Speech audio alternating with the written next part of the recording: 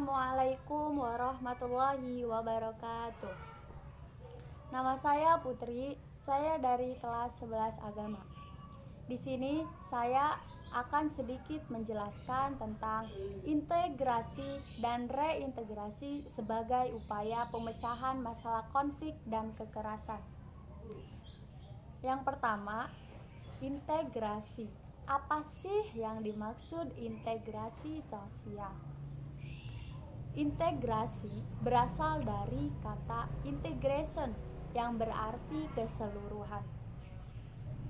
Integrasi juga berasal dari bahasa Latin, yaitu integrer, yang berarti memberi tempat di mana pada suatu keseluruhan. Nah, bisa kita simpulkan bahwa integrasi sosial adalah suatu penyesuaian yang ada di dalam masyarakat sehingga menjadi satu kesatuan. Adapun unsur-unsur yang menyebabkan terjadinya integrasi sosial, yang pertama, adanya unsur-unsur yang berbeda dalam kehidupan sosial. Yang kedua, adanya proses penyesuaian dari unsur-unsur berbeda, akan tetapi unsur-unsur berbeda tersebut dapat menyesuaikan sendiri. Yang ketiga, terciptanya pola kehidupan yang serasi yang ada di dalam kehidupan masyarakat. Faktor pendorong integrasi sosial terbagi menjadi dua.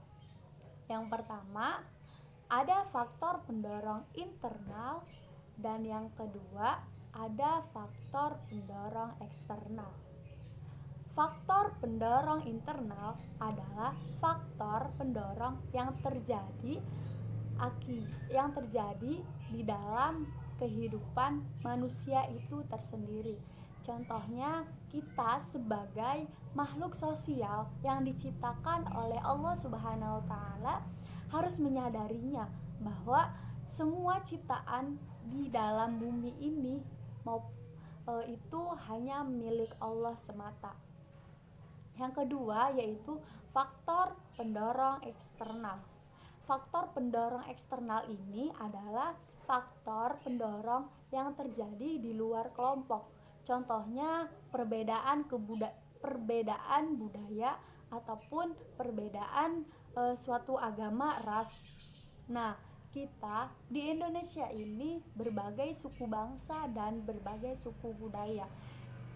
Kita sebagai warga Indonesia harus bertoleransi, harus saling menghormati satu sama lain sehingga tidak menimbulkan perpecahan.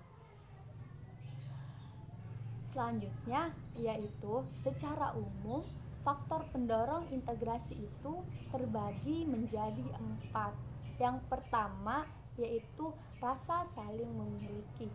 Yang kedua yaitu konsensus, di mana konsensus ini adalah suatu kesepakatan yang dibuat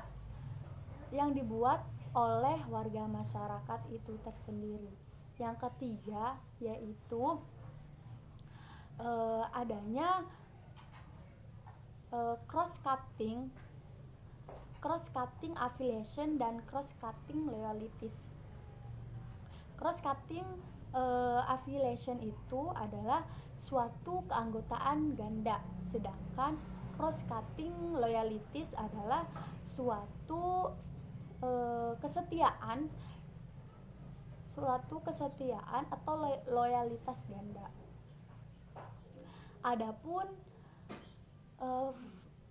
bentuk-bentuk ataupun proses integrasi sosial, diantaranya proses interaksi sosial itu yang pertama menurut Oxford dan Nimcoff. Yang pertama itu akomodasi, yang kedua yaitu kerjasama, yang ketiga yaitu koordinasi, yang keempat yaitu asimilasi. Selanjutnya adalah reintegrasi sosial. Definisi reintegrasi sosial. Kata reintegrasi sosial sudah banyak terdengar di kalangan masyarakat. Namun, masyarakat tersendiri belum memahaminya. Apa sih itu reintegrasi sosial? Reintegrasi sosial mempunyai arti yaitu sebagian upaya untuk membangun kepercayaan, modal sosial, dan kohesi sosial. Reintegrasi sosial juga dapat diartikan sebagai cara untuk menyatu padukan kelompok yang sempat konflik sebelumnya. Menurut Surjono Sukanto, reintegrasi sosial dapat diartikan sebagai pembentukan kembali norma-norma atau nilai-nilai yang baru dan lembaga-lembaga di kemasyarakatan yang melalui dan mengalami perubahan. Upaya menuju reintegrasi sosial. Yang pertama, demokratisasi. Secara umum, demokratisasi yakni bahwa demokratisasi bekerja sebagai untuk pencegahan konflik atau sistem pengelolaan. Yang kedua yaitu manajemen konflik.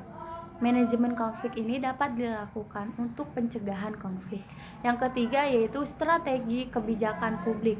Yang keempat yaitu pembangunan pendidikan. Yang kelima yaitu pemberdayakan sosial. Dan yang selanjutnya yaitu membentuk modal sosial, dan yang terakhir yaitu pembangunan komunitas. Mungkin itu saja yang dapat saya sampaikan tentang materi integrasi dan reintegrasi sosial sebagai upaya pemecahan masalah konflik dan kekerasan. Kurang lebihnya mohon maaf. Wassalamualaikum warahmatullahi wabarakatuh.